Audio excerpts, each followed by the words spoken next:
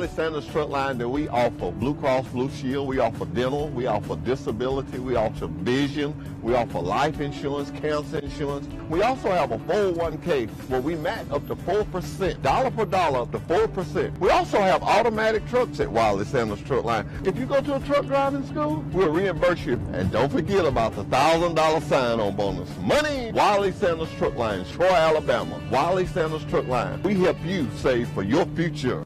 Life is hectic enough without worrying if your lights will stay on or if there's hot water for your child's bath. So count on natural gas to keep the energy flowing, even when the weather is unpredictable. Natural gas is always there to keep your home warm, showers hot, and food cooked to perfection. That's why America has relied on safe and affordable natural gas for more than 150 years. And we will be here for you and future generations too. You can count on natural gas from Southeast Alabama Gas District. Napa know-how. Here's some Napa know-how for you. Your local Napa Auto Parts store in Troy is under new ownership with an all-new fully stocked store. Big deal, you say? Big deal, we say. Like the ownership, the store has a new look, too. We're still delivering the same Napa quality and know-how, but we've increased our inventory and are committed to helping you find the parts you need when you need them. So come check us out. We've got the right part at the right price at the right time. Know-how. Napa know-how. If you've had an accident or just want a new look for your vehicle, come see us at Troy Paint and Body, where we do it right the first time. Our staff has more than 100 years combined experience and can handle repairs and paint work on any make or model. We also offer a lifetime guarantee as long as you own your vehicle. Now that shows we stand behind our work. And our 24-hour towing service means we're here when you need us. So come see us at Troy Paint and Body, located on South Brundage Street in Troy beside the post office. Troy Paint and Body, where we may meet by accident, but you'll be glad we did. Troy Cable Security Wi-Fi doorbell camera allows you to answer the door from your smartphone when you are at home, at work, or on the go. When a visitor presses the button, Troy Cable Security sends a live video feed to your smartphone so you can see, hear, and speak to the person at your door. With the doorbell camera, you can have your porch light turn on automatically when it detects motion at night to create the appearance that someone is at home. You can view video clips so you can always know who stopped by when you are out. Troy Cable Security. You love them, protect them. Have you seen an increase in your insurance premiums or significant change in your insurance coverage? Let Sandbeck Insurance offer you a better plan to suit your business or personal needs. Sandbeck Insurance offers many lines of insurance, whether it's home, farm, or auto insurance, work comp, business, or health and life policies. Sandbeck is here for you. Call or visit our Troy, Enterprise, or Andalusia office today. Sandbeck Insurance, where we take pride in taking care of your insurance. Good morning and welcome to Today in L.A. I'm Mike Amos, hoping that you're doing well today on a Tuesday. And, let's go to our phones. Good morning. You're on Today in L.A. How you doing? Hey, morning. Where you calling from? Birmingham? At least that's what I got you down here for. Great Beach. I'm in Birmingham, Alabama today. It's actually pretty cold up here. It's about 44 degrees. 44 degrees, and man, that is pretty cold. No question about it. Compared to where it's been. Later on this, I think week or starting next week, it's going to be back in the 20s again. So no, don't tell me that. I guess winter's not over yet. No question about it. Hope that you're doing well this morning on a Tuesday, and of course, I come to you with very sad news. I lost probably the best friend I've got on earth. Of course, everybody has best friends, but I don't know if I had a better friend than Sonny Williford, and of all the people in the world that I would have thought would have fell dead of a heart attack would have been Sonny Williford. Of course, he and I were born and raised together pretty much and grew up together, and he was just always bigger than that, Mike. I mean, hey, he was tough, hard-nosed. He also took real good care of himself as far as conditioning. In fact, he's the guy that I know he walked up. I would go and work out, and Sonny would be doing reps with me. Oh, yeah, exactly. I got your age. Exactly right. And, of course, another thing, he would walk up Thrill Hill. You know how steep Thrill Hill is. He would walk up that at least twice a day going to work out. He would walk to work out, and he would walk up and down, go downtown up Thrill Hill and then come back home down Thrill Hill. And Steve Flowers would be walking every now and then, but he didn't walk as far as Sonny did, all the way over to Montgomery Street where he worked out. Yeah, I mean, it's still hard to believe. I was down in Grayton when you called me, or I called y'all about something else, and still hard to believe. I stood next to him at Tommy Outlaw's funeral just a few weeks ago. That's right. It's really just hard to believe. And you know what? And you know something about him? Of course, Sonny had on his signature hat that he always wore. That's right. That's right. And you know, he was like that. He had a lot of things that were signature to him. He let's just say this. He walked his own with his own drummer about a lot of things. You know, he loved people, and you know, and if he saw something he liked, he wore it, or if he liked the car. In fact, he just got through buying a brand new car, Mike, your favorite. Yeah, Subaru. Yeah, Subaru. And I told him when he came by to pick me up, I said, this is my son's favorite car. It is probably the safest car on the market today, wouldn't you say? Well, it proved it. Your sister, my twin sister wrecked her Subaru Outback in downtown Birmingham the other day. It didn't have a scratch on her. Yeah, and that was God. Thank goodness, you know, for the safety of that car. Yeah, I definitely feel tremendously for this family and Elizabeth and Fox, and they've now lost their mama Betsy and their dad Sonny. It's awfully sad. I was with them last night and over at Elizabeth's home, beautiful home, and you know, everybody, you know, all the clan was there. Mary Duncan was there, and of course, you know, the families were there, and we talked about old times and what Sonny meant to all of us, and how loyal he was, not only to his wife Betsy when she was sick, and just tremendously loyal, and then at the same time, when Montney, his sister, who was 3 years older than he was, she was ill for a long time, and he was there at her side and was there to take her to the doctor in Birmingham, and was there to help in any way he could, because he loved his sister, and he loved his wife, and he loved his family, and what a wonderful guy he was. But you know what, Mike? What tickles me? He and I grew up together, and we played ball together, and we went hunting together, and our hunting, we used to hunt with BB guns, and we used to sleep out in the woods together, and we used to shoot pool, and we just did everything together growing up, going swimming and whatever. And then as adults, we did things together, and we were close. And even when we didn't see each other, we knew about the loyalty that lied in our friendship. And but you know what tickled me so much? He was so humble, Mike, that he was a great football player. Ladies and gentlemen, he in 2 seasons at Charles Simpson High School under Coach Frank Sadler, Sonny Williford, number 33, the tailback, rushed for over 2,500 yards, Mike, in 2 years as a junior and a senior, and he scored 25 touchdowns. And he also had over 100 tackles in both 1963 and 64. That what we're talking about. We're talking about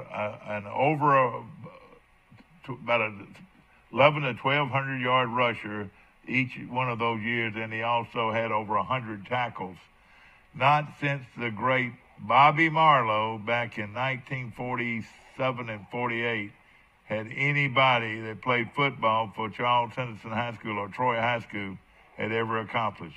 That's quite a story right there by itself. But if you did not know Sonny Williford and did not know about the history of Charles Henderson football, you would have never known that the guy you were sitting across from at the coffee shop or sitting around the golf club or the country club talking golf or whatever, you would have never imagined that guy was probably the number 2 football player in the history of Charles Henson High School. And the reason I'd say number 2 is because the orphan boy from Troy, Bobby Marlowe, went on and became an All-American at Alabama as an offensive and defensive player. You know, Bobby Marlowe never came out of the game at Alabama, Mike. He led the team in tackles and led the team in rushing at Alabama, too. So Sonny went on to play at Livingston because you always tell a story about how he scored a touchdown against Troy or something. Well, I'll tell you what he did.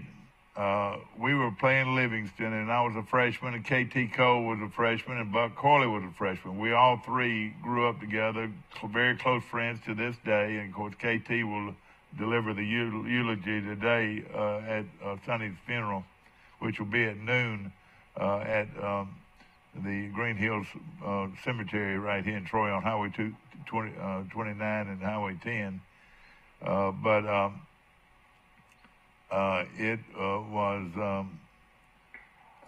you know, his legacy would live on for a long time, no question. So what made him go to Livingston instead of stay at Troy? Well, he went to Livingston. He let's just say this: Troy missed the boat on him. You know, here he is, a 2,500-yard rusher the last 2 years, 25 touchdowns, the leading tackle on the team, and the coach over at Livingston knew about him through some other players, and gosh, just started recruiting him and got him to go to Livingston. And back then, if you didn't go to Livingston or Troy, you went to Vietnam. Now, and I'm gonna tell you the rest of the story in a minute.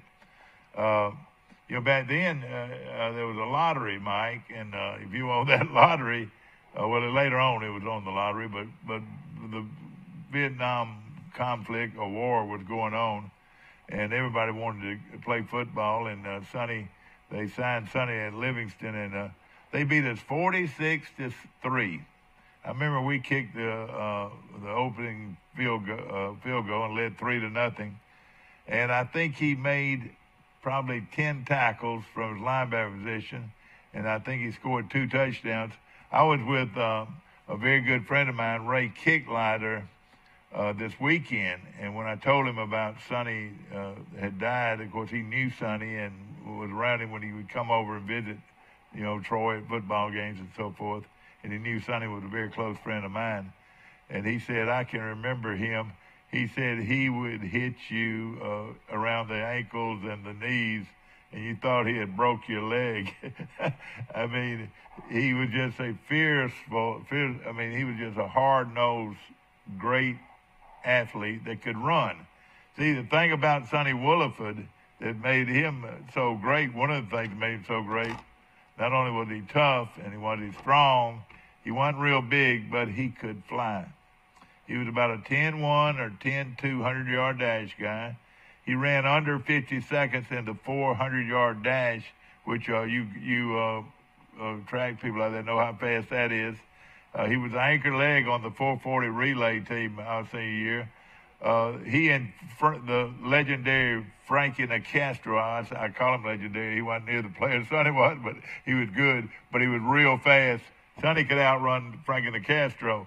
See, a lot of people just did not realize the speed that he had. And another thing, he was sort of laid back. He didn't get real excited about anything until he got mad. And when he got mad, get out of there. Because I remember against Greenville one night at the stadium, you know, we were beating them pretty good. Of course, we beat everybody pretty good most of the time.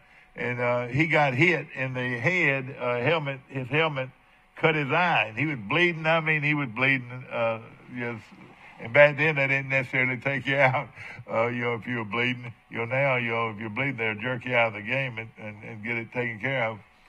But he came back to the huddle, and he said, give me the football.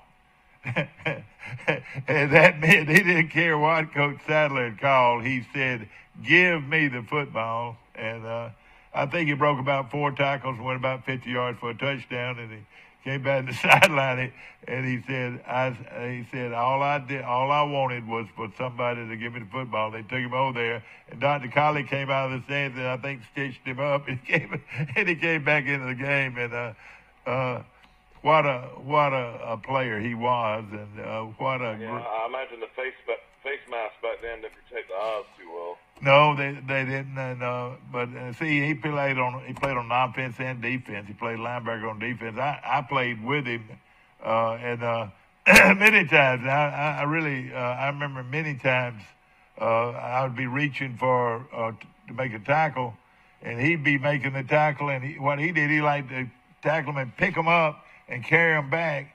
And a lot of times I would be going after him, and here he comes back. Sonny's got him, and just rams him to the ground, you know.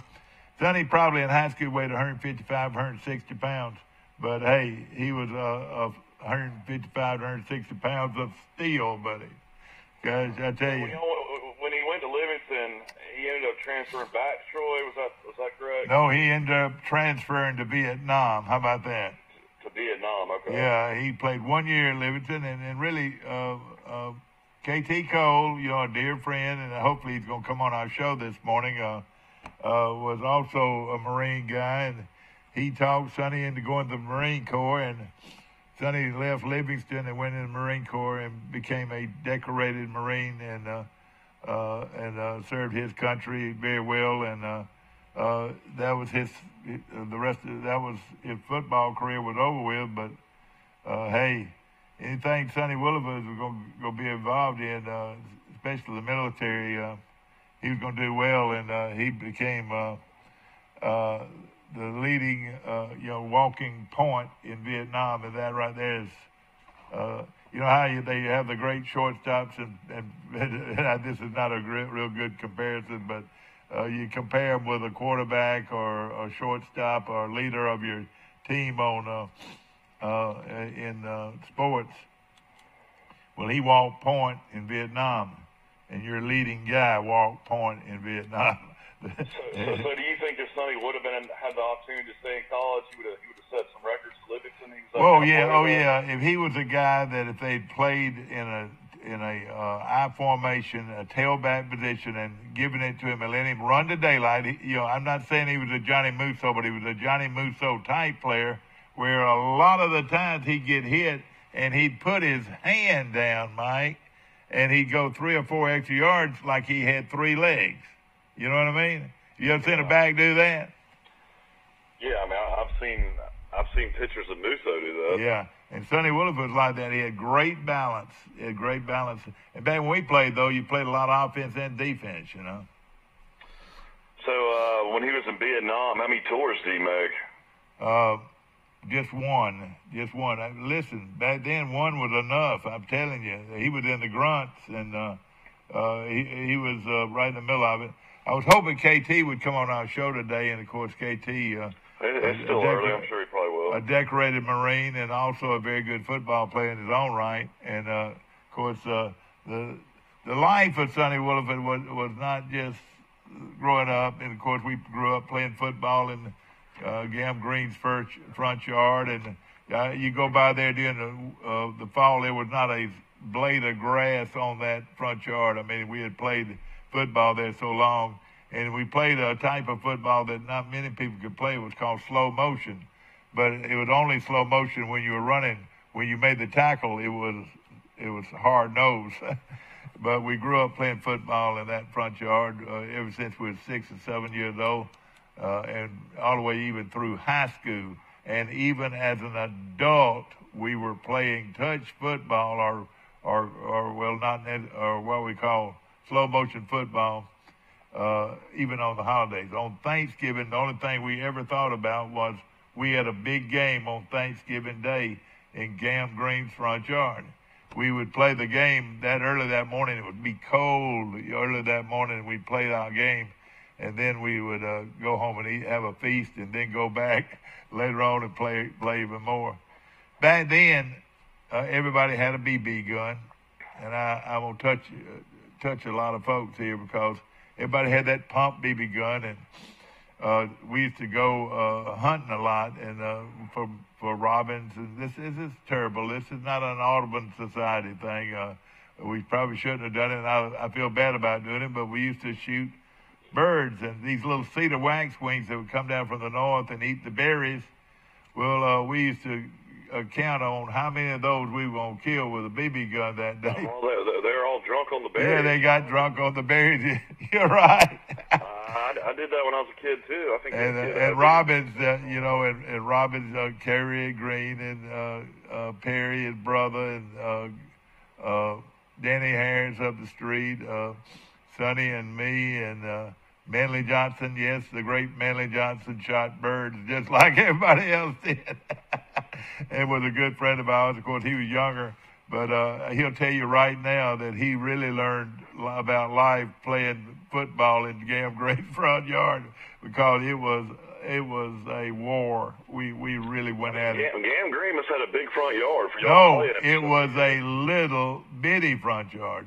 If you went by it right now, you would say, gosh, how do you play football? But it was a slow motion type football, where we kicked off and did all that. But the only real physical part of it was the tackling, And of course we were right there on Orange Street, and Maple Street was to the south of us, or to the north of us, south of us, and Fairview Street was to the north of us, and they did their thing, we did our thing, and of course we had rubber band gun wars, and we did a lot of things together. Growing up, and we had to emphasize. How many times have I told you that we didn't have TV, and we didn't have cartoons, and we didn't have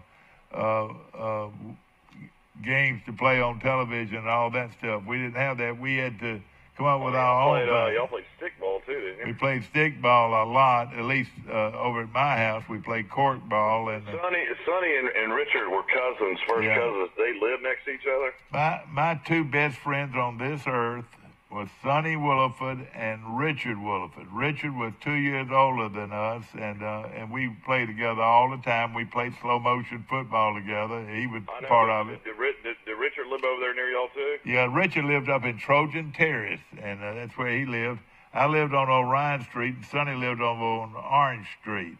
Sonny lived in a brick house, Mike. What does that mean? That means he had money. He was rich. He lived in a brick house. I hope they're laughing this morning. Mary Duncan's here. If you lived in a block house, you didn't have money. No, well, I'm just cut up, Mike, but Sonny, Rich and I lived in wooden houses, and the big bad wolf could blow us down. But Richard and Sonny were very close friends, not only first cousins, but Sonny talked to Richard almost every day, and Richard was also my very close friend, and we grew, like we said, we grew up together and did things together, and Richard was also an outstanding football player at Charles Simpson High School, could fly, ran 10 flat in a 100-yard dash. That's how fast he was. If he hadn't tore his knee up, he would have played at Auburn. They were recruiting him hard, but he tore his knee up, and but was still a good player all the way through. And all these guys, we all grew up together, ladies and gentlemen, what I'm telling you. And I know a lot of this is sort of not interesting to some of you because you don't know the parties, but the people that do, we started off. I think everybody's had a best friend and somebody that means the world to them. And I know I've got 4 guys that would die for me and do anything for me right now as well. I know how you're. And that is something that is very unique, especially, and of course with you, I know exactly all those guys you're talking about, and y'all are very close friends, still communicate, even though you've got families and other interests and everything, y'all still communicate, and it's great. Let me just give you a little rundown, if you don't mind, ladies and gentlemen. This is something that's special to me, but I want to tell you a little bit about Sonny. Of course, he was, ladies and gentlemen, Lewis Fox, Sonny Williford, Jr., age 72 of Troy, died Saturday, February 23rd at his home of what we think was a heart attack.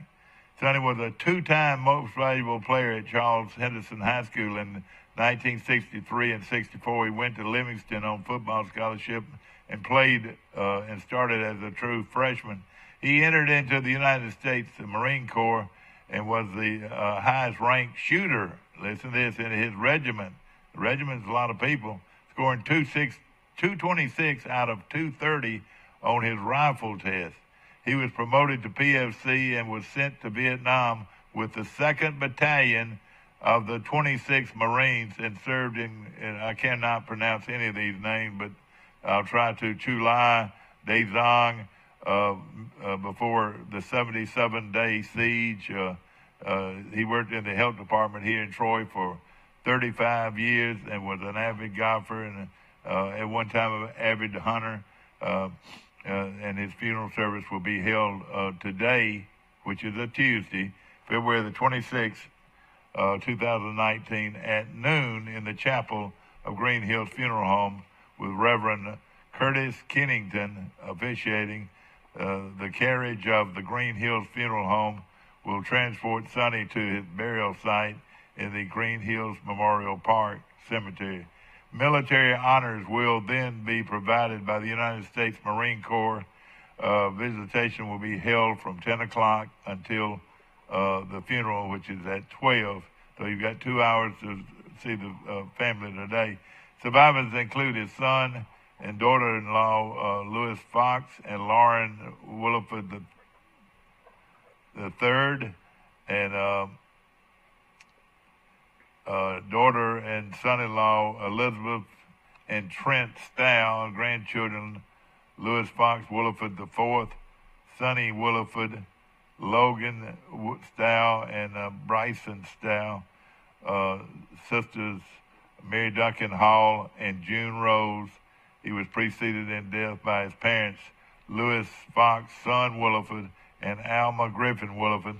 His wife, Elizabeth Betsy Sawyer, what a precious person she was. And she was the manager and brought Kitchen's department store to Troy and Pike County. Everybody will remember that. Beautiful lady. Growing up in Troy. And what a great store. Their clothes at Kitchen's and talked to Miss Betsy every time you're in there. That's right, and she knew how to run a store and just made that a great store, and people came from miles around. Devout Catholic. Yeah, no question about it. Catholic Church in Troy. And sisters Geraldine, Jerry, and we lost Jerry Jones, and then the ever sweet Motney Burkett Williford, his sister. Of course, Motney died just a few weeks ago, or a few months ago, and Sonny was so loyal to her and helped her so much in those last days. And serving as pallbearers will be Dr. Lawrence Johnson, Duncan Lindsay, Mike Rose, Wade Jones, Mike Crease, Jimmy Lunsford, Buck Corley, Gary Guthrie, and Bill Stone, with an honorary pallbearer, Mike Amos. In lieu of flowers, memorials should be made to the Semper Fi Fund, C.O. John Sadler, that's Sattler, 825 College Boulevard, Suite 102 in Oceanside, California. The staff of Green Hills Funeral Home is honored to serve the Williford family. I wanted to read that because of how much it means to me. And I know I'm being selfish in a lot of ways because I'm honoring my best friend this morning, and I hope you'll bear with me. Your eulogy. Robert Cole's going to give one, and you're giving yours. Yeah, KT Cole will do the eulogy today. Between you and Robert, either one of you could have done a really good eulogy, I would imagine. Well, when it comes to my friend and loving my friend like a brother, I feel like I could speak on his behalf quite easily, no question. You know, I remember Sonny working for the health department. I always would see him and John McKellar in and out of restaurants, like pretty much my whole life in Troy. Well, yeah, that's right. They work for the health department, and, of course, John worked with them, too. I want to mention, while we're talking about Sonny, Dr. William Reynolds Chapman III, Bill Chapman, Little Bill, what we call him, a resident of Huntsville and formerly of Troy, also died on February the 24th after a brief illness with cancer. Dr. Chapman, as he was a doctor in the Huntsville area, and of course was the son of the late Bill Chapman and Hootie Chapman of Troy, and also Sybil Allen and Sybil Chapman Allen, who was, of course, a very dear friend of mine. Was he older than you? Was he like? No, he was younger, Mike. He was younger. Okay. He was a 1971 graduate of Charles Henderson High School, and he later on went to Troy University. Got a pre-med degree from Troy State University, and was a Pi Kappa Phi fraternity member. And of course, I'll tell you a little bit about his practice. Of course, you know, the Chapman family is a big family in Troy, and Bill was just an outstanding young man growing up. He went to the University of Alabama after graduating from Troy, went to the University of Alabama Medical School in Birmingham, and later completed an internship and residency at Mayo Clinic in Rochester, Minnesota. You don't get any bigger than that. Any bigger than that. In 1986, he began his private practice in Huntsville in 1987, where he was a partner of urology specialist until his death. He was an active member of the Rock Family Worship Center in Huntsville, and Dr. Chapman was a compassionate surgeon, loving, loved well by those who knew him and worked with him, and he will be greatly missed. And of course, again, another fine young man is passed away, and I watched him grow up, and he played football at Charles Henderson, and was just a great young man that, of course, came from a great family, the Bill Chapman family, and you know, you don't get much better than that. Want to take a short break. We'll be right back with more of Today in L.A. Hey folks, are you tired of spending hard-earned money on a gas grill only to have it burn up in less than 2 years, not to mention burning your food? Here at Southern Grill and Patio in Troy, Alabama, we carry the Holland Grill line. They've been around since 1988, and there are people right here in Troy that have had theirs for over 20 years. These grills are guaranteed not to flare up. You can grill, steam, or smoke on your new Holland Grill today. Come see us at Southern Grill and Patio in Troy, Alabama, inside Town and Country Flooring Center. If you've had an accident or just want a new look for your vehicle, come see us at Troy Paint and Body, where we do it right the first time. Our staff has more than 100 years combined experience and can handle repairs and paint work on any make or model. We also offer a lifetime guarantee as long as you own your vehicle. Our 24-hour towing service means we're here when you need us. Troy Paint and Body, where we may meet by accident, but you'll be glad we did. So come see us at Troy Paint and Body, located on South Brundage Street in Troy beside the post office.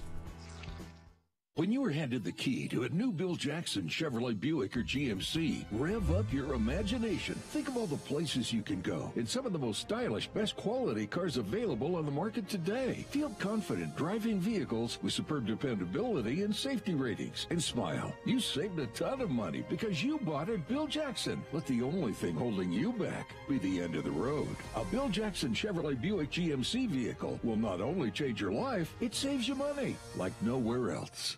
Troy Cable Security makes it easy to stay aware and stay in control of your home wherever you are. User-friendly interface allows easy navigation for lights, locks thermostat, video, and garage doors. Never worry about leaving your garage door open or the front door unlocked. Your mobile app can send alerts to your phone for alarm and no alarm events. Know when your children arrive home from school with video response. Make sure your home is powered by Troy Cable Security for ultimate access, awareness, and protection. Back to our show, ladies and gentlemen, brought to you by our good friends at Max Federal Credit Union, and we appreciate them very much being a part of our show, and of course, we appreciate all of our sponsors very much. Troy Bank and Trust Company. Remember, they're the only bank you'll ever need is at Troy Bank and Trust Company right in Troy. Gosh, the Terry Sykes tournament, Charles Henderson played very well in that tournament, Mike.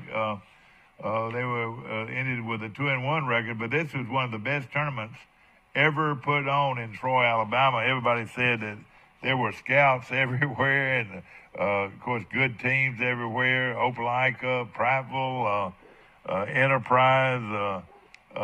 They were good teams everywhere, and Charles Henson did pretty well. I was in Troy on Friday night, and I heard the bats from our driveway on Crow Hill. They had a game. It sounded like at the high school, and then it sounded like they had a game at the college. Oh yeah, no question about it. Charles, a great reunion with the Archer players. I'm sure that was fun. Oh yeah, we had a real good turnout and a lot of fun, and I think everybody there enjoyed it. And big win by the Lady Trojan basketball team over South Alabama. Record crowd, I heard, to watch women's basketball. Very good crowd. It was a good crowd for Troy basketball, and I was glad to see it. You know, we needed some support, and I was glad to see it. I didn't get to see about half of it, but the men, unfortunately, the season's pretty much over. It seems like they've really just lost this team. I don't know. After the apparently concussion issues of Jordan Bernardo. Apparently, it's more than that. It's more than that now. And have been brutally honest and just were not honest at first, but now are just being brutally honest.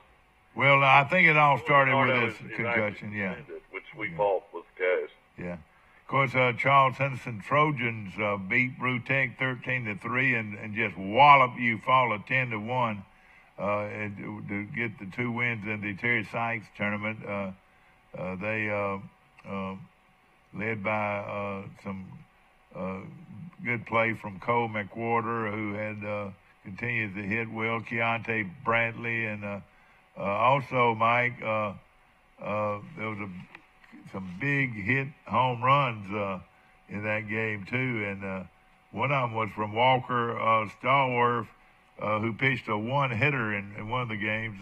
Stallworth also helped Troy at the bat, and Chance Pollard and Caden Bryan and Anthony Gerber all played well for Charles Henson. So that's Brett and Elizabeth Stallworth. That's right. And young kid, isn't he? Guess who hit a big home run, Mike? A grand slammer. Who was that? Well, just guess. His name is Reeves. Will Reeves?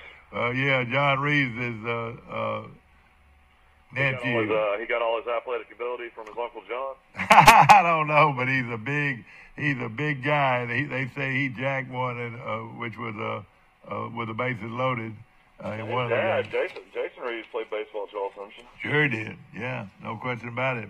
And of course, is the mayor now of our community. In Troy baseball, they went to Ruston, Louisiana, to play Louisiana Tech. Won the first game 4-3, and then they played a doubleheader on Sunday, which doesn't happen very much. They lost the first game 11-4, but then came back and won the second game 7-5. So taking 2 out of 3 from Louisiana Tech, who usually goes to the NCAA regionals every year, I think will be big for Troy. Oh yeah, no question about it, and good luck to they them. Play the big rivalry game Wednesday night. Jacksonville State will be coming to town. Yeah, that's always going to be a big one, and a lot going on in our community, and of course we're very saddened this morning. When you lose your good friend, and let me tell you this: the last person in this world. Funny though, he loved ball. He loved to go to games. Yeah, he did, but I tell you though, he did his own thing. If he didn't want to go to a game, he did what he wanted to do. He was strictly a very independent person. And let me just say this: the last person in the world that would have wanted a big fuss over him was Sonny. He's one of the most humble people I've ever known. I'm telling you. And he didn't want anybody to make a fuss over him at all. And I'm making a fuss over him this morning. Of course, I've got an article coming out in the Messenger tomorrow telling about the life of this guy, because I want you to know what a great man this guy was. He was just a super individual. But we were talking about just a while ago, people sitting around the coffee shop or around the golf course, around the golf shop, whatever. If nobody in the room did not know that this guy was probably the number 2 football player, the second best football player to ever come out of Troy, Alabama, somebody would have had to say so I mean, if it was left up to him, you would have never known. I mean, it just, things like that just didn't matter to him. He was very humble. He liked to win, and that was important. And, you know, he played golf, and I played golf with him a lot, and a lot of people have played golf with him a lot more than I did. He knew the rules of golf, Mike, better than anybody. I know anybody at the Troy Country Club, because they want to know a rule. They went and asked Sonny what the rule was. He read that book over and over, and he knew the rules of the game. And a lot of people don't take the time. He really didn't pick up golf till later in life. That's right, but he knew the rules as well as anybody, and I thought that was something. But instead of, I mean, he would just read the rules, and he could quote the rules. And Did he play basketball and baseball too? No, he never did. He played a little bit of baseball, and I'll tell you what team he played on was the Cardinals. But he didn't play much. He didn't like baseball much. If he would have been good because he could run and he could throw and he could catch. And yeah, but back then, I mean, y'all all played all three sports. Usually that was. That's right. And Richard, his cousin, was a real good all-around athlete and was a pitcher on the baseball team and everything. But like I said, even when Sonny was young, he did his own thing. You know, he did what he wanted to do, and he liked to hunt and fish. And you know, he came from a great family, all girls. Son and Alma Williford was his parents, and son Williford owned a Williford Plumbing and Heating Company in Troy for years, and Sonny used to have to work with him some, so he knew a little bit about plumbing. And of course, they had a great family. They grew up on Orange Street right here in Troy, and Sonny later on built a house right next door to the, or his sister June built a house right next to him. He later bought that house back right next to the house he was raised in. But he had an older sister, Jerry, and then June, who Jerry's no longer with us, but June. Yeah, Jerry taught me. Yeah, great lady. And, of course, June, all these Williford women were great people. And June, a longtime teacher in school here, and Mary Duncan, who lives in Mississippi, was also a very sharp person. She was a majorette growing up. And then after she was a majorette, Montney, who is just 3 years older than Sonny. She was a majorette in high school, and all great people. Of course, she's no longer with us. But is Mary Duncan still in Grenada? Yeah, lives in Grenada, Mississippi, and you know, they had a place.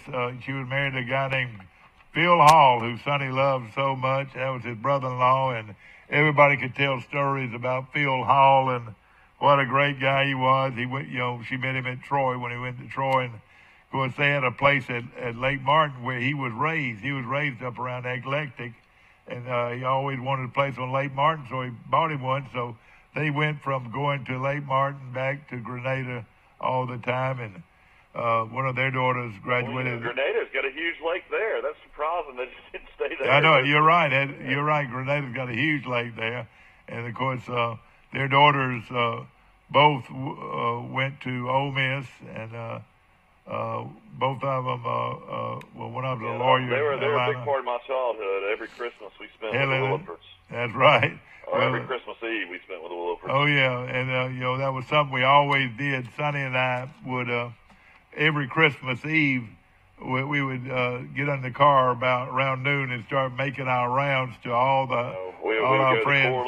We'd go to Willifords. And it got to be so traditional. And I saw some of those people last night that went with us, you know, and we would play Christmas carols and all that. But if we didn't stop, they would call us up on the phone and say, "Where are y'all? Y'all were supposed to have been here." And there'd be about 7 or 8 different places we would go, and it was always fun. We always ended up over at Ben Beard's house, and had always enjoyed going there. And we went everywhere, to Thomas Walker's house, and to Jerry and Jones's house, and to Melton Carter's house. You know, he married a Williford, and we just had a great time. Of course, my house and Sonny's house, and it was just part of our Christmas. So let's just say that. And I'm sharing all that with you today because I have a broken heart. My heart is broken. Well, I mean, we definitely understand what you're going through, and I'm sure today's gonna be a rough day, but you're also got to remember, you know, your great friendship, and you know, it's one of those type things that I'm sure you'll be around a lot of people you love today, and a lot of people love Sonny, and y'all all be able to talk and tell stories. Yeah. He was also a big hunter, you know, for years. You know, I tell you, I remember he had a big elk in his house. Oh yeah, he got a big elk in his house, and you had a big fireplace. Loved the fire, man. He loved the fire. and even after we lost Betsy, you know, I would tell Sonny, I said, Sonny, you want me to help you go get some firewood? And when I'd be riding around Troy, Mike, and I'd see some firewood on the side of the road, I'd say, I need to stop on my truck, and I would stop, and I would load my truck with that firewood and take it to his house, because I knew, you know, he would burn it, you know, and, you know, some people love a fire, and some people don't. He loved a fire, and Betsy loved a fire, and, of course, I'm sure Elizabeth and Fox are probably laughing this morning if they're up and around, because that was something that was important. Tell you something else he loved to do. I mean, like, and he didn't care what you were doing. He didn't care if you were going to a party or going to a ball game. Something that he loved to do every Saturday was sit around, maybe have a glass of wine or whatever, and cook a steak. Every Saturday, his wife, that was just what they loved to do. And if you were having a party somewhere or whatever, you know, he might come and he might not, but he's going to have that steak and sit around with his wife and have a great evening. And he would spend time, you know, cooking on the grill, Mike. And what kind of grill do you think he cooked on? Charcoal. Charcoal. Hey, he laughed at me. He said, man, I'm not going to cook on that gas grill. I'm going to cook with charcoal. I'm going to make sure my steak's got some flavor. And where he liked to go, Mike, tell him where he liked to go. I would imagine Ingram's Curb Market. Ingram's Curb Market. He would go and he would pick out, they would cut him the biggest steak there or whatever, and he'd go home and cook it. And he was just so totally content.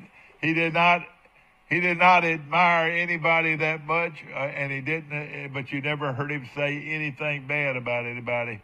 He was his own man, and he did his own thing, and was just a delight. And everybody that knew him at the Troy Country Club after Betsy died, he started spending even more time on the golf course and going out there with Barney and so many of his friends out there, and everybody loved him, and he was able to spend some good quality time out there watching the big screen. And Mayor Lunsford, the ex-mayor Jimmy Lunsford was there a lot of the times, and Gary Guthrie, the former Troy Bank and Trust Company president, was one of his dear friends, and it was just a great life he lived, but I had no idea in the world, and I don't think anybody else did either, that he would leave us this soon. And I thought, Mike, I would have gone way before Sonny.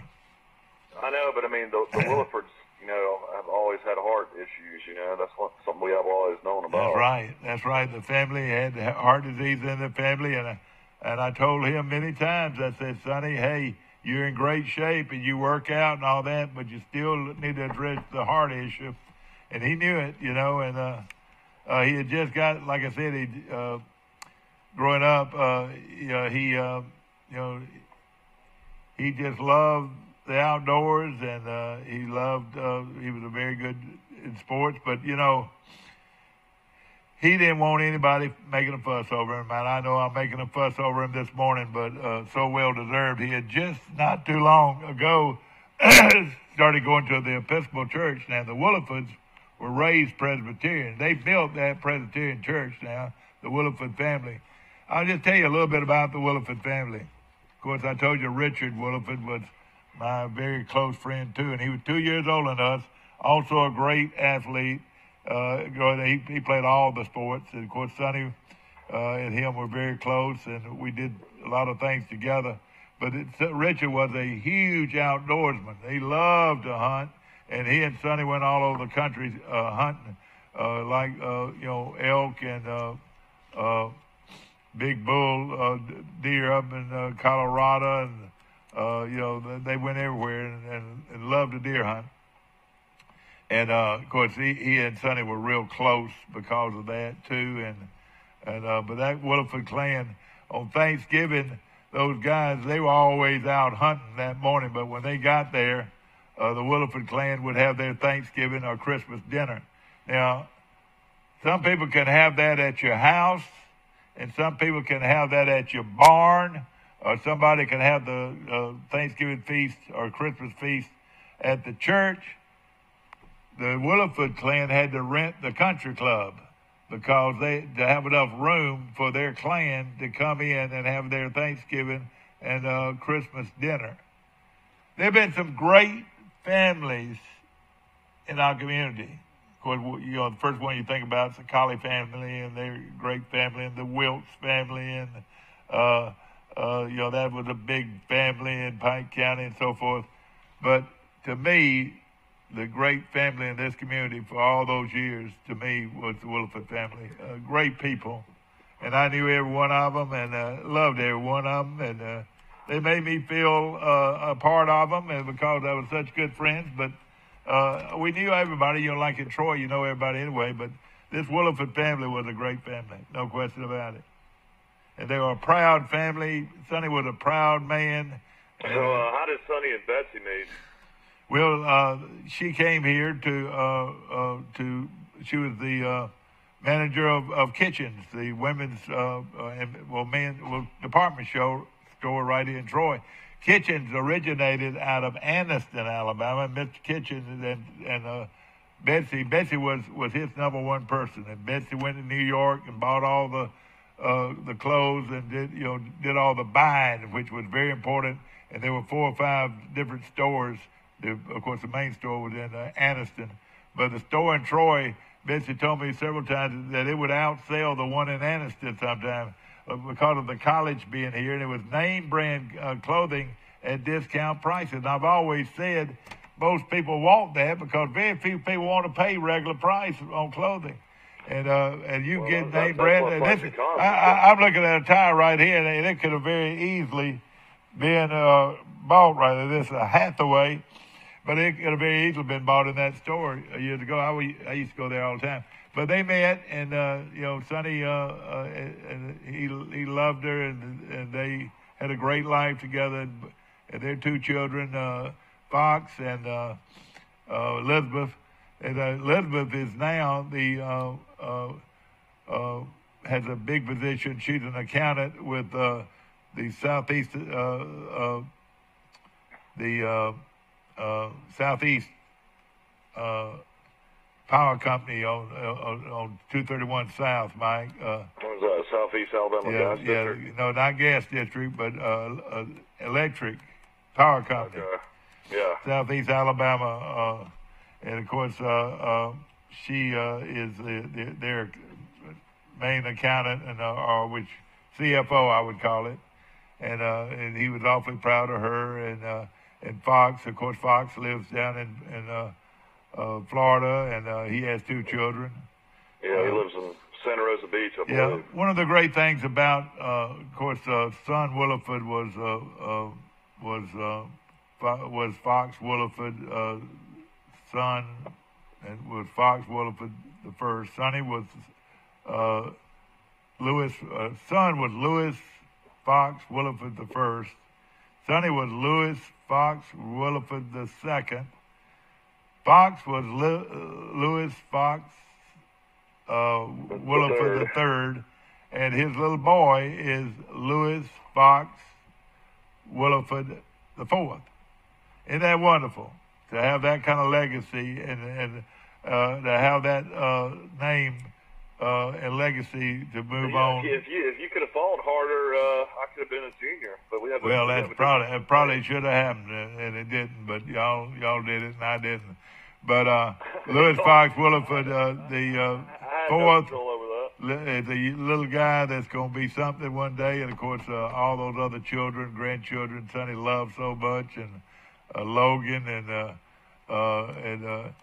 then of course there's one more that I on the tip of my tongue, and I'll mention him to you in just a few moments. Well, but I'm sure y'all have like a mini high school reunion today. There'll be a lot of friends coming in town. Oh, there'll be friends from everywhere, and I've said this. People have read my articles over the years, and I've done eulogies. It's no big deal to me. I've done a lot of eulogies for people over the years, and I will have a eulogy coming in the paper maybe as early as tomorrow. But it's easy to write about somebody you love and respected, and I think more than anything about Sonny was he was so loyal to other people that he didn't think about himself sometimes. He was so loyal to Monty, so loyal to Betsy. I mean, I'm talking about was there for their every need, and he was that's just the way he was. He was way like that with his friends. Like one of his dear friends, Gary Guthrie. Well, Gary had been sick, and Sonny was always there for him. And he was a caring person, and a lot of times didn't think enough to take care of himself. Maybe, I don't know, but he did enjoy exercising and doing things like that. And the things that were important to him. Of course, he was very loyal, and then, of course, was very humble. And it's easy to write about and talk about somebody that's humble, and he was very humble and devoted to his friends, and of course, lived his life to the fullest. And now he's gone, and. I'm sort of a lot of this morning, ladies and gentlemen, and I apologize. Is I probably am sort of feel sorry for myself a little bit because I've lost my two best friends. You still be in shock a little bit. You didn't see this coming. You never see a heart attack coming. Exactly. It's different when somebody's sick and you know it's going to happen eventually. Of course, the funeral will be today at. Green Hills Memorial Park Cemetery, and of course they've got a wonderful facility there. And it's supposed to be a beautiful day. And of course there's going to be military honors. It'll be a beautiful ceremony, and especially if KT Cole has anything to do with it. KT Cole will also do the eulogy, and of course he and Sonny were best of friends, and of course they were former Marines, and anybody knows KT Cole knows the Marine Corps meant a lot to him. It meant a lot to Sonny. Semper Fi meant a lot to Sonny, and old Chesney, is that right, Mike? Chesney was the guy that they always had a sticker on the back of the car that said "Hello Chesney" or whatever. But a lot of their friendship evolved around the Marine Corps. And of course, KT Cole is probably one of the more avid Marine Corps supporters there in the country. KT Cole had a lot to do with this, where you see parking signs saying the Purple Heart. Oh yeah, he's huge in the Purple Heart. And what I'm saying, they have a designated parking spot at. I live off the Overton Road in Mountain Brook, and at the Piggly Wiggly they have a designated parking spot. They have one at the Troy Bank Trust Company. The Troy Country Club has one. They've got them at the courthouse, and of course all of this has to do with the KT Cole and what he's doing. I do want to mention also we didn't mention Troy softball won 3 games up in the Auburn tournament. They beat Eastern Illinois. Oh man, that's great. They somehow fell to North Dakota State 3-2. Then they came back and they beat Eastern Illinois 4-3. They beat Villanova 6-1. And then it looks like they lost a really heartbreaking game to Auburn yesterday, 3-1. Oh man, so they're playing very good, aren't they? Yeah, they're 12-5, but every single loss they've had is to an SEC school. Yeah. they can't seem to beat an SEC school. Well, that's hard to do. Of course, the state basketball tournament is going on, and we again, don't really have too much to talk about that anymore. Yeah. Charles Thurston got beat. I know. Of course, at the time, you would think that if they had won, it'd been a bunch of folks heading up that way. But you know what? She might not have been eligible. I don't know how that would have worked out.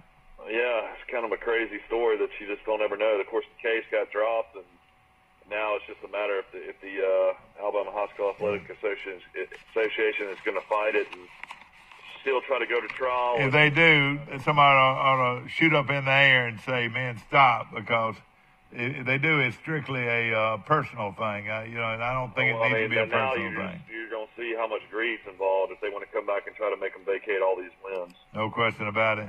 Of course, we're taking a look at several things going on. Georgiana lost a heartbreaker, and boy, what a great game that was. A lot of these games can be seen on TV. And Decatur Heritage had a shot at the buzzer to beat Georgiana. Georgiana in this season with a, I want to say 31-4. They really had a great year. Then, of course, you never like to mention this, but, it's just part of the transfer portal. But Troy's leading tackler over the last 2 years, Tron Folsom, who's a graduate transfer, can play anywhere he wants to in the country, has decided that he no longer wants to be a Troy Trojan. So, great player. I mean, led the team in tackles 2 straight years. So he'll be a big loss for the upcoming football season. But now he can change his mind, though, can he, or can he? No, he's already committed to the transfer portal. Do you know where he's going? Wants to play elsewhere. No, he could help out. I tell you what, he could help Alabama or Auburn. He is that good. You gotta think he's a guy that a lot of teams will be looking for that need linebacker play. I mean, the guy has great instincts. He makes a lot of tackles, has a lot of interceptions. His only issue is he's not very big. He's 6'2", 210 pounds, but he's an athlete. Yeah, and he can run like a deer. If he could get in the weight room and gain another 10, 15 pounds, he could probably play in the SEC. I wouldn't doubt it. If he's from Opelika, isn't he? No, he's from Georgia? Alma, Georgia. Yeah, Alma, Georgia, okay. I need to also mention that the NFL Combine's going on right now, and Blaise Brown, the great cornerback at Troy, was invited to the Combine, so maybe he'll have a good Combine. Well, that's great, and of course, I hope it's another guy heading to the pros. I was around Coach Chip Lindsey this weekend, and especially on Saturday morning. And what a guy! Boy, Troy has gotten a good one, and a lot of his staff people were there, and they're good people too. And this Coach Carr, Mike, we talked about his daddy was a great pro player for 10 years, mostly with the Baltimore Colts. He comes with great credentials. He is an outstanding coach. Assistant coach. He was at La Monroe last year, and then he was And they were better than had been in a long time. Yeah, he came from. He also coached at Mississippi Junior Colleges at Jones for a long time. Yeah, exactly right. And of course, let me just say this: if you're good, you're gonna find a place to settle in. And I like our defensive coordinator who comes here. Of course, he was here last year, but I don't like to say too many good things about Jacksonville State, but for years they had a great defense, if you remember, and this guy was the head guy there and did a great job. Yeah, and they did Troy. Was there as a co-defense coordinator. I assume he called the plays. Yeah.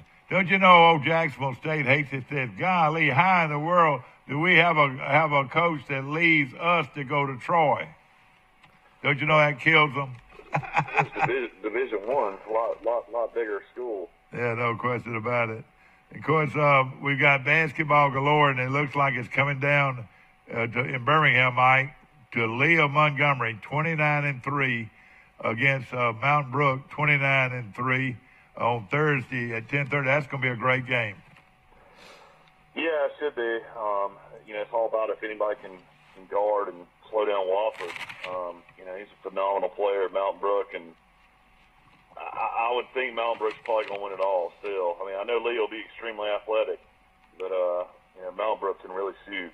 Baker Mobile 20-13 versus Hoover 24-8. That's at 1:30 on Thursday. Yeah, Hoover's got a big 6'11" kid. That's really good. And of course, they could come down to Mountain Brook and Hoover, couldn't it? That's what a lot of people think. All right, in Class 6A boys, Carver Montgomery 22-10 against Muscle Shoals 25-7.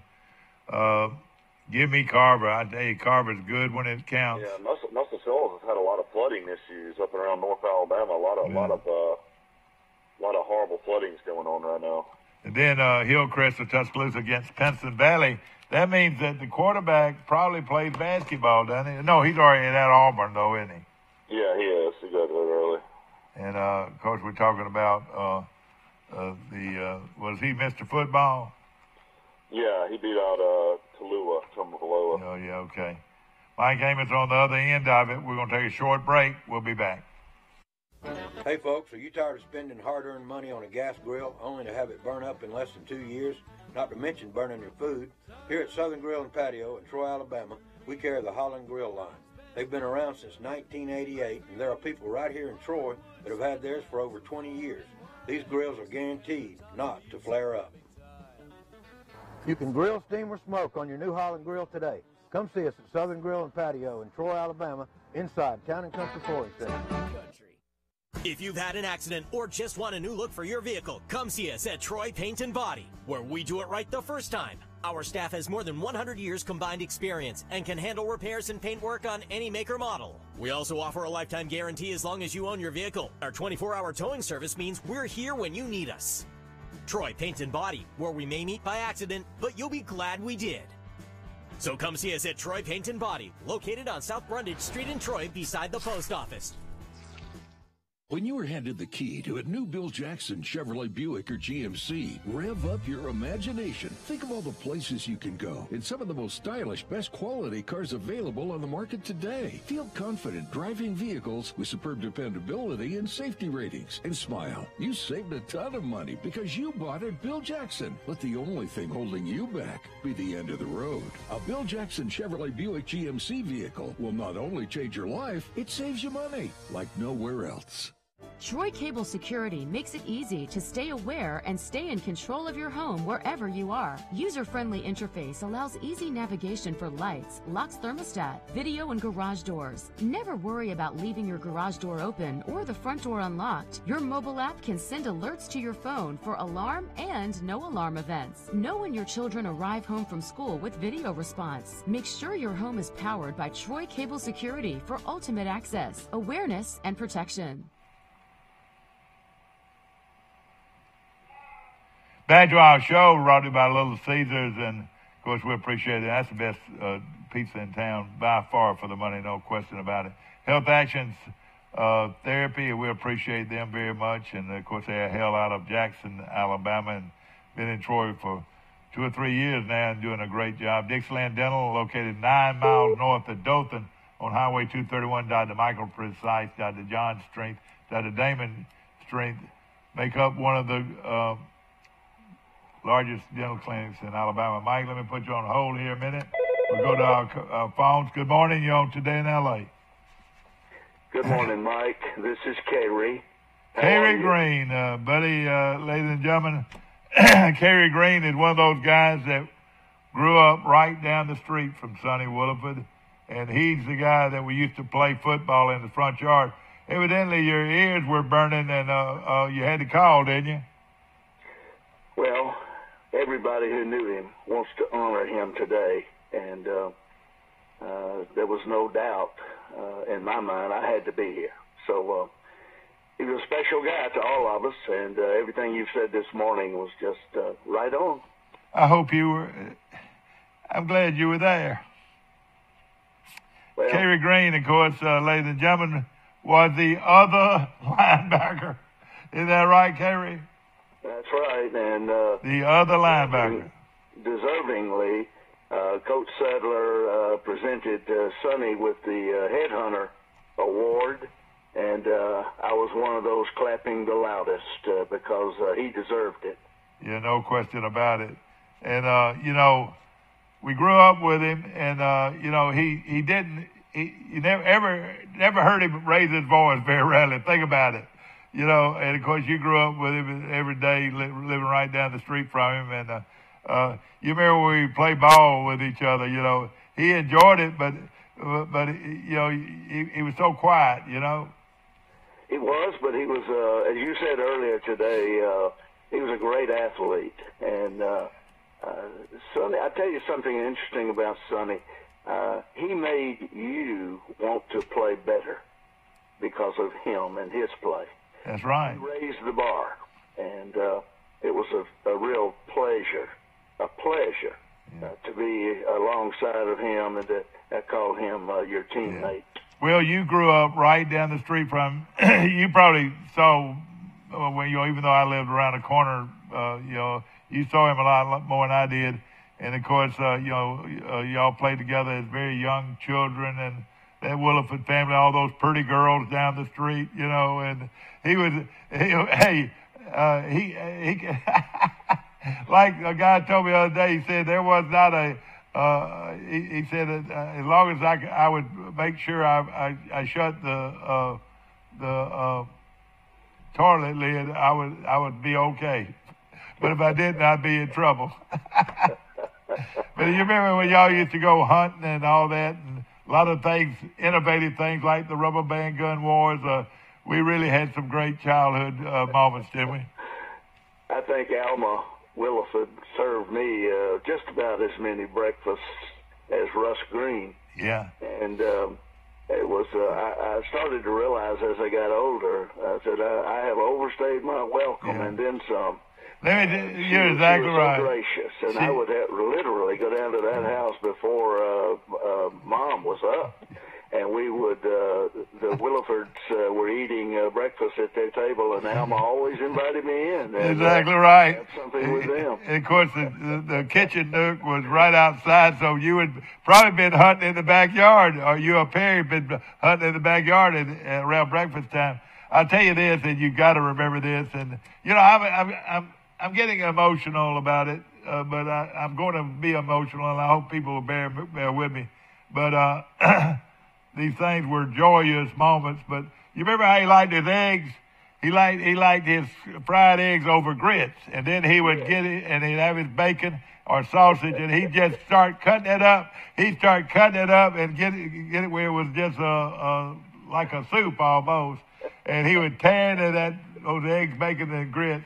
And he had that at his house almost every morning. Fresh eggs and grits and toast and bacon or sausage.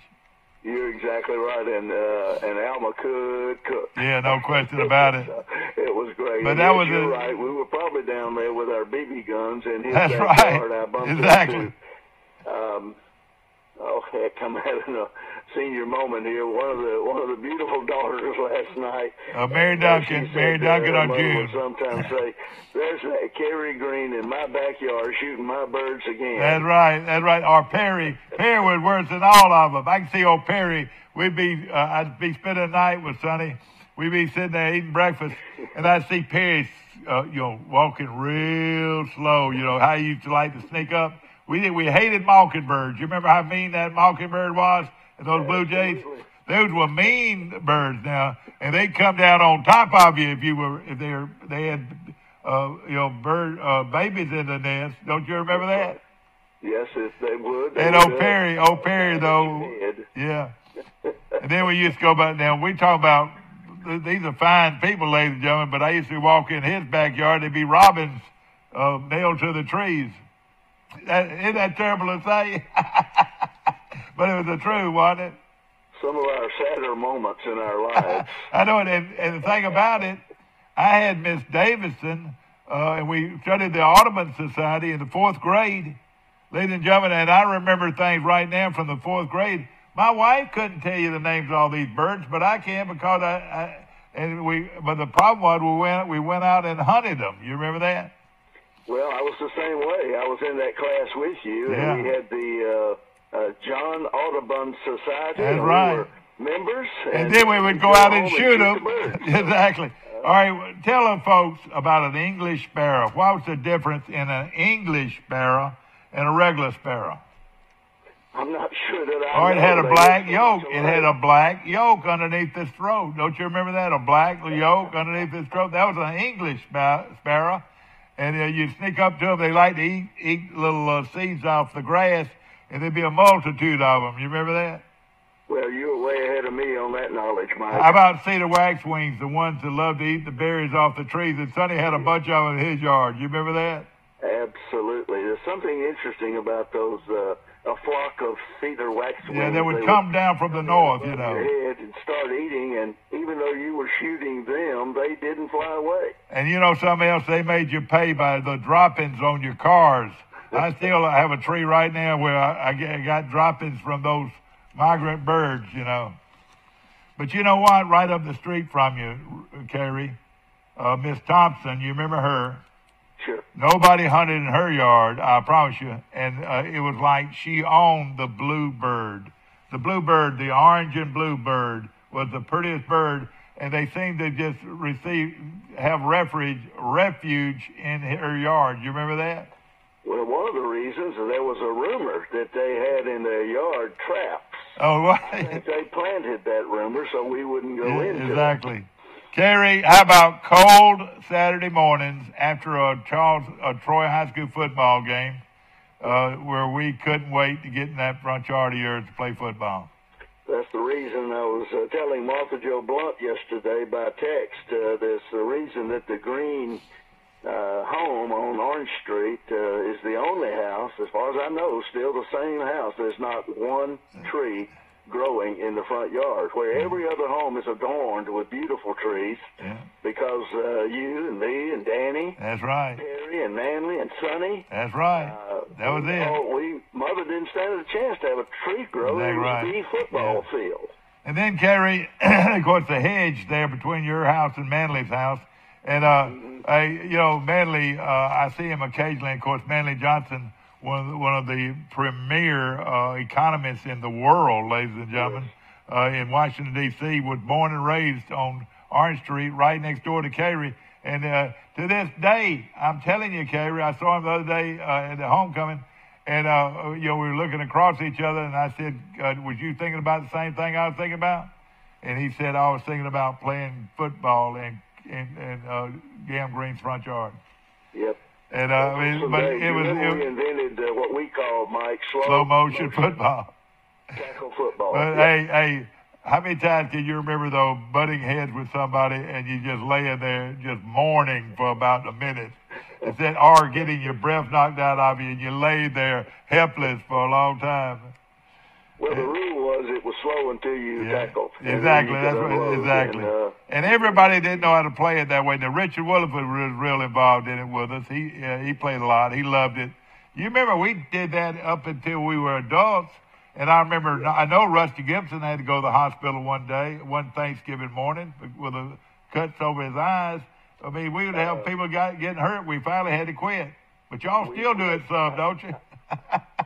I think we quit when, if I remember correctly, Manley broke his ribs. Yeah. I don't remember exactly one or two, but we realized we were adults then, and we were still reminiscing. Yeah. And if I remember correctly, you rode by one day in your vehicle while we were playing. Oh, that's right. I remember that. You refused to join that day. That's right. I finally understood, but I remember that well. Dewey was playing that day, too. Dewey got big and strong. Ladies and gentlemen, we went on and played Pee Wee football for Knox Street. There was a team in Knox Street, a team in Murphy Park, which was on the other side of Thrill Hill. Sonny walked to Thrill Hill, Kerry, for 3 or 4 times a week. You know, I mean, what I'm saying, he had exercised quite a bit. But, and then there was a team over by the college, a red and white team, called College Dale. And then there was Brundage Street, green and white. And those were the 4 teams in our rec league. And our lineup was this. I was the quarterback in Pee Wee. The running backs were Charles Ammons, the late Charles Ammons. The other running back was a guy named Sonny Williford, and the other running back was a guy named Rusty Gibson.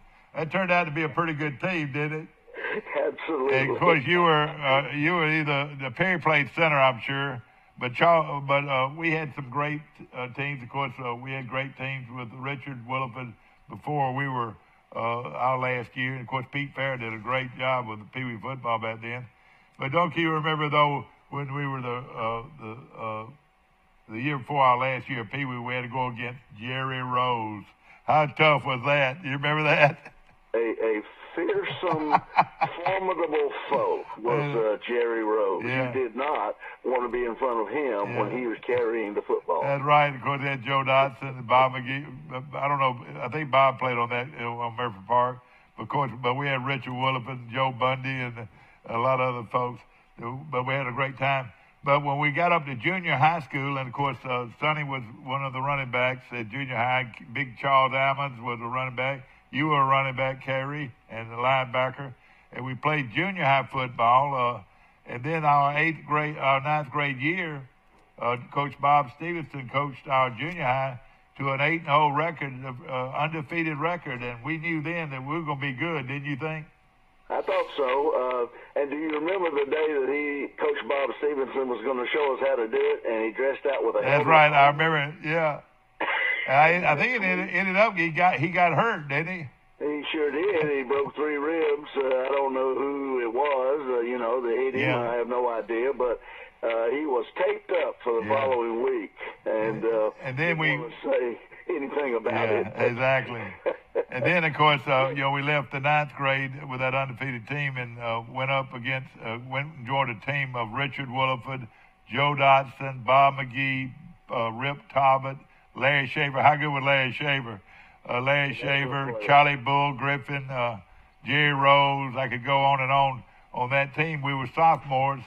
And then, of course, after our sophomore year, Coach Frank Sadler became the head football coach. Kerry, you remember that?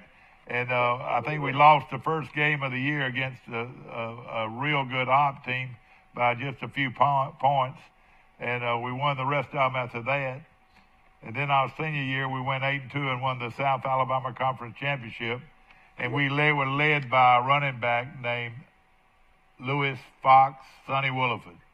You're exactly right. He gained 2,500 yards in 2 years. Other side of the ball and be the best linebacker that we had ever seen play the game. So that's what I was saying. This, and you understand this better than anybody. He rushed for 2,500 yards in 2 years. He scored 25 touchdowns in 2 years. But each year he also had made at least 100 tackles. Wouldn't you say each year?